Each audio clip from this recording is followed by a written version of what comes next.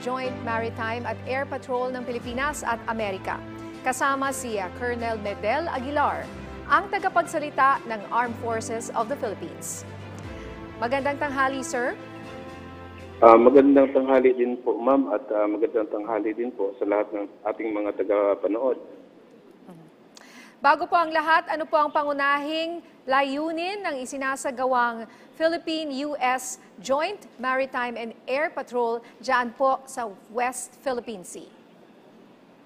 Kung titingnan po natin ang konteksto ng pagsasagawa nitong Joint Air and Maritime Patrol na ginagawa po sa area sa ating West Philippine Sea, ito po ay ang pag-assert natin ng ating sovereign rights sa ating maritime zone, and at the same time, pag-promote po ng international convention that is in support of rules-based international order.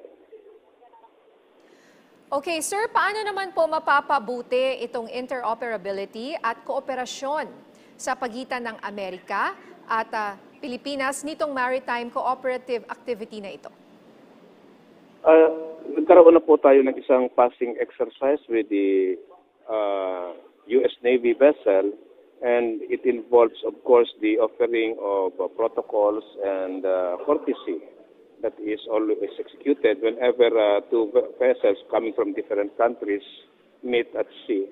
So, and at the same time, there will be exchanges of communications, there will be maneuvers, and those are the kind of activities that will make sure that interoperability of two naval units is enhanced through this activity. So this is part actually of the maritime cooperative activity between our forces and the U.S. forces, which fall under the Mutual Defense Treaty or the SEB-MDB approved activities. Okay, sa kabila po ng joint exercises na ito, nanindigan pa rin ng China sa karapatang magtayo ng mga infrastruktura sa rehiyon na kanilang inaangkin. Ano po ang masasabi niyo tungkol dito?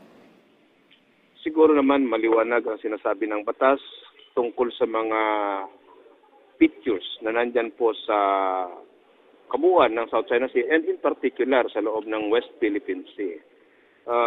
China cannot claim sovereignty over these maritime features, over this maritime zone, because the law says, which I'm referring to UNCLOS, it belongs to the exclusive economic zone of the Philippines. And therefore, what they are doing there is illegal and against the law of nature. So, although siguro mas mabuti kung ang taga-DFA po ang magpapaliwanag tungkol dito, at the same time yung mga taga-DENR. Nagsimula po ang joint exercises ng Amerika at Pilipinas noong Martes sa Batanes na magtatapos ngayon sa West Philippine Sea. Maaari niyo po bang ilarawan yung mga kaganapan at mga drills na inyong isinagawa? I'm still waiting for the report of the termination or the culmination of the maritime cooperative activity. So probably in the future interviews, I can already tell what the activities we conducted and what we have achieved in that maritime cooperative activity. Huling araw na po ngayon ng Joint Maritime and Air Exercises. Ano po ang mga susunod na magaganap pagkatapos nito? May aasahan po bang iba pang joint exercises lalo na po sa susunod na taon kasama ang Amerika?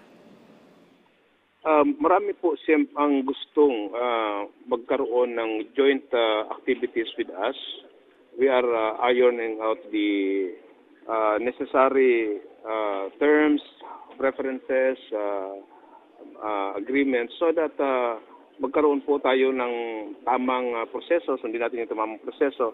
But the good thing is there are a lot of countries that are very interested in partnering with us in the conduct of several activities that will also, that we believe will also help us promote our national interest. But right now I cannot announce or name specifically what are these activities because these are work in progress. May tanong po dito mula kay Zon Ballesteros ng IBC 13. Because of this PH-US Joint Maritime Cooperative Activity in the West Philippine Sea, may posibilidad din po ba na magkaroon ng ganito with other allied countries like Japan and Australia? I think I answered that question already na marami po ang interesado at lahat naman po ito ay pinag-uusapan, pinag-aaralan para maisagawa po ito ng maayos. At may sunod pang tanong si Zon Ballesteros ng IBC 13. Kasama po ba itong PH-US Maritime Cooperative Activity sa napag-usapan o napagkasunduan sa Annual Mutual Defense Board Security Engagement between AFP and US Indo-Pacific Command? The activity that we are undertaking since Tuesday is actually is part of the approved authority activities under the Maritime Cooperative Activity. So, meron pong basihan yung ating mga ginagawa ngayon. Mensahe nyo na lang po sa ating mga kababayan na nakatutok sa ating programa ngayon. Unang pasalamat kami sa inyo po sa inyong pagpapaunlak na may bahagi namin sa ating mga kababayan yung mga mahalagang impormasyon tungkol po sa usapin na nagaganap sa West Philippine Sea, particularly this maritime cooperative activity, which will actually promote our national interests, which will develop the capability of the armed forces in making sure that our sovereignty and national territory are secured. Yan lang po. Maraming salamat at magandang tanghali sa ating lahat. Maraming salamat po sa inyong oras, Colonel Medel Aguilar, ang tagapagsalita ng Armed Forces of the Philippines.